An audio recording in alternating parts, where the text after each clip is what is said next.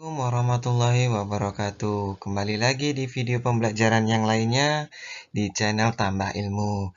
Bagaimana anak-anak? Sudah siap mengikuti pembelajaran pada hari ini? Bapak harap kalian tetap semangat, siap mengikuti pembelajaran pada hari ini. Nah, apa yang akan kita pelajari pada video pembelajaran kali ini? Kita akan belajar mengenai mengubah pecahan biasa ke pecahan desimal dan sebaliknya. Sebelum kita memulai pembelajaran mengenai merubah pecahan biasa menjadi pecahan desimal atau sebaliknya, ayo ingat kembali bagaimana bentuk-bentuk dari pecahan biasa, pecahan campuran, dan pecahan desimal. Yang pertama, ada pecahan 2/3. Ini adalah contoh bentuk dari pecahan biasa. Selanjutnya, ada 1/2/3. Ini adalah contoh dari bentuk pecahan campuran. Kemudian, bagaimana bentuk dari pecahan desimal? Kalian bisa melihat pada di bawah ini. Per 10, per 100, per 1000, dan seterusnya. Atau 0,1, 1,25, 2,25. Jadi bisa kalian lihat pada bentuk pecahan desimal, pecahan ini mempunyai penyebut per 10, per 100, per 1000, dan seterusnya.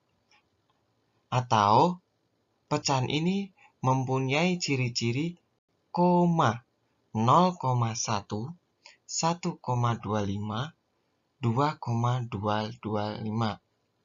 Ini adalah contoh dari bentuk pecahan desimal. Selanjutnya, sebelum kalian belajar merubah pecahan biasa menjadi pecahan desimal atau sebaliknya, kalian harus memahami nilai tempat. Bagaimana nilai tempatnya? Di sini Bapak sudah mempunyai contoh, ada angka 345,134. Bagaimana nilai tempatnya dari masing-masing angka ini? Kita akan ulas satu persatu. Yang pertama ada angka 3. 345,134. Jadi, angka 3 yang paling depan sendiri ini mempunyai nilai ratusan. Nilainya 300. Kemudian, angka 4. Nilai tempatnya puluhan. Nilainya 40. Kemudian, 5. 5 ini mempunyai nilai tempat satuan. Nilainya 5. Sampai sini, kalian tentu pasti ingat pada pembelajaran sebelumnya mengenai nilai tempat ratusan, puluhan, satuan. Kemudian, yang di belakang koma, bagaimana nilai tempatnya? 1.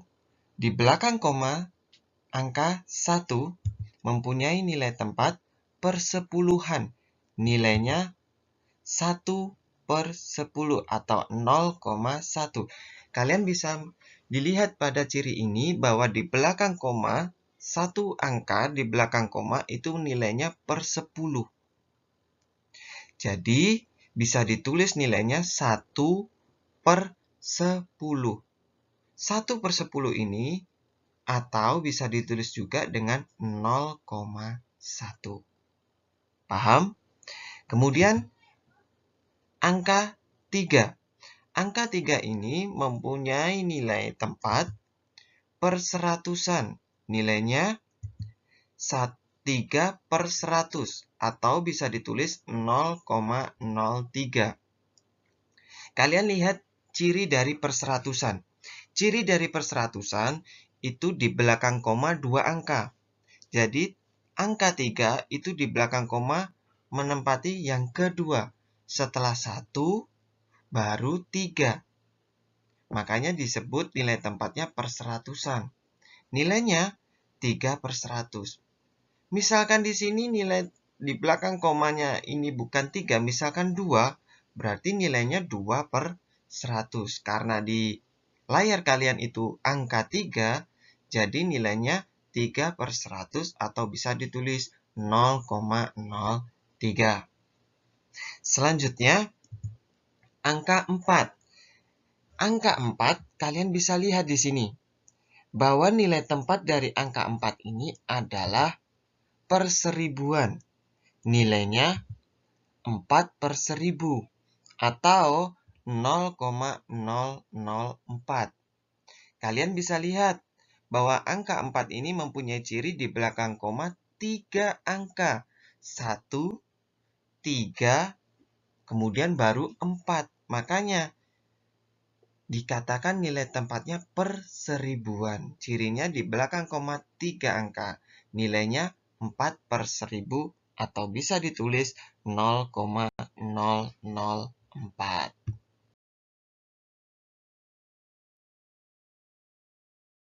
Setelah kalian memahami mengenai nilai tempat, sekarang kita akan belajar merubah pecahan biasa menjadi pecahan desimal dan sebaliknya. Yang pertama, kita akan belajar terlebih dahulu merubah pecahan biasa menjadi pecahan desimal. Di sini, Bapak sudah mempunyai contoh. Yang pertama, ada pecahan biasa 3 per 10. Nomor 2, 1 per 5. Nomor 3, 3 per 20. Nah, contoh pecahan ini akan kita rubah menjadi pecahan desimal. Sudah siap? Kita mulai yang nomor pertama. 3 per 10. Pecahan biasa ini akan kita rubah menjadi pecahan desimal. Ingat, per 10. Berarti dia mempunyai nilai tempat per sepuluhan. Seperti pada layar sebelumnya, bahwa persepuluhan 3 per 10 ini bisa kita tulis menjadi 0,3. Ingat, di belakang koma 1 angka itu nilainya persepuluhan. Pecahan yang mempunyai nilai penyebut 10 dikatakan persepuluhan. Jelas anak-anak?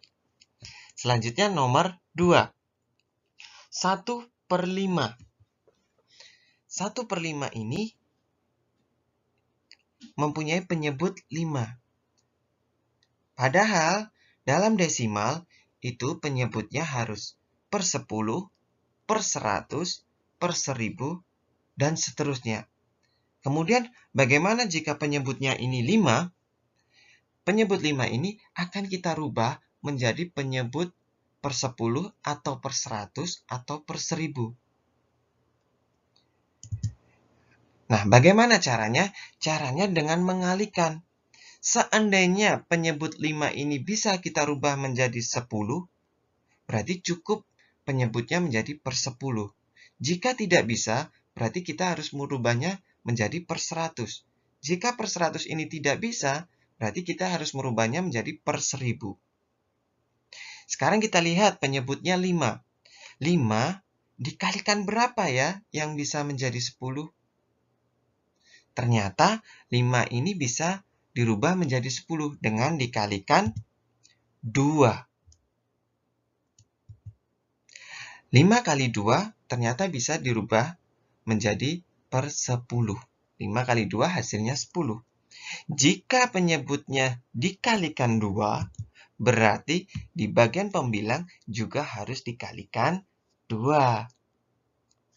Kemudian, berapa hasilnya? 2 per 10. 5 dikali 2, 10. 1 dikali 2, 2. Kalian bisa lihat pada layar kalian bahwa penyebutnya sudah berubah menjadi per 10. Jika sudah seperti ini, berarti 10 ini per 10 ini sudah mempunyai nilai tempat per sepuluhan. Jadi bisa ditulis dalam bentuk desimalnya 0,2. Jelas anak-anak? Kemudian kita masuk yang nomor 3. Ada 3 per 20. Kemudian kita lihat di sini bahwa penyebutnya angka 20. Tidak termasuk per 10, per 100, per 1000-an, dan seterusnya. Jadi kita harus merubah penyebut 20 ini. Ingat, kita mulai dari awal, per 10. Jadi kita rubah menjadi 10. Bisa tidak 20 ini dikalikan yang menjadi penyebutnya 10? Ternyata lebih kecil. Berarti kalau per 10 tidak bisa, kita rubah menjadi angka penyebut selanjutnya yaitu per 100. 20 dikali berapa ya yang kira-kira hasilnya 100? Ternyata 20 dikali 5. Jika penyebutnya dikali 5, berarti pembilang juga harus dikalikan 5. Kalau sudah seperti ini, tinggal dikalikan saja. Hasilnya 20 dikali 5, 100. 3 kali 5, 15. Di sini penyebutnya sudah berubah menjadi per 100. Berarti sudah mempunyai nilai tempat sesuai bentuk pecahan desimalnya. 100. Jadi nilai tempatnya per seratusan. Berarti bisa ditulis 0,15. Sesuai pada layar sebelumnya bahwa per seratusan itu mempunyai ciri di belakang koma 2 angka. 0,15 berarti ada 1 dan 5. 2 angka di belakang koma. Sudah jelas untuk merubah pecahan biasa menjadi pecahan desimal? Mudah bukan? Kemudian yang akan kita pelajari selanjutnya yaitu merubah pecahan desimal menjadi pecahan biasa. Di sini Bapak sudah menyiapkan beberapa contoh yang akan kita pelajari untuk merubah pecahan desimal menjadi pecahan biasa. Langsung saja kita masuk ke yang nomor 1. Ada pecahan desimal 0,3. Yang harus kalian perhatikan yaitu angka di belakang koma. Yaitu ada angka 3. Kemudian, berapa jumlah angka yang ada di belakang koma? Hanya ada 1, yaitu angka 3 saja. Jadi, jelas jika di belakang koma hanya ada 1 angka, dia mempunyai nilai tempat per sepuluhan. Kalau per sepuluhan, berarti penyebutnya nanti 10. Berarti bisa kita tulis pecahan biasanya 3 per 10. Kemudian masuk nomor 2, 0,25. Sama seperti nomor 1, kalian perhatikan angka yang di belakang koma, yaitu 25. Ada berapa angka? 2 dan 5. Jika 2 angka di belakang koma, berarti jelas nilai tempatnya yaitu per seratusan. Berarti nanti pecahan biasanya berpenyebut 100. Bisa kita tulis 25 per 100. Kemudian ada pecahan desimal 1,25. Sama, kalian lihat di belakang koma ada 2 angka, yaitu angka 2 dan 5. Jelas, berarti dia mempunyai nilai tempat per seratusan. Kita tulis pecahan biasanya 125 per 100. Nomor yang terakhir yaitu nomor 4, pecahan desimalnya yaitu 1,005. Kalian perhatikan di sini bahwa di belakang koma dia mempunyai berapa angka? Ada 3, yaitu 0, 0, dan 5. Jika 3 angka di belakang koma, berarti dia mempunyai nilai tempat per seribuan. Jadi bisa kita tulis nanti penyebutnya kalau per seribuan itu per 1000. Berarti berapa pecahan biasanya? 1005 per 1000. Bagaimana? Mudah bukan merubah pecahan desimal menjadi pecahan biasa? Asalkan kalian ingat nilai tempatnya.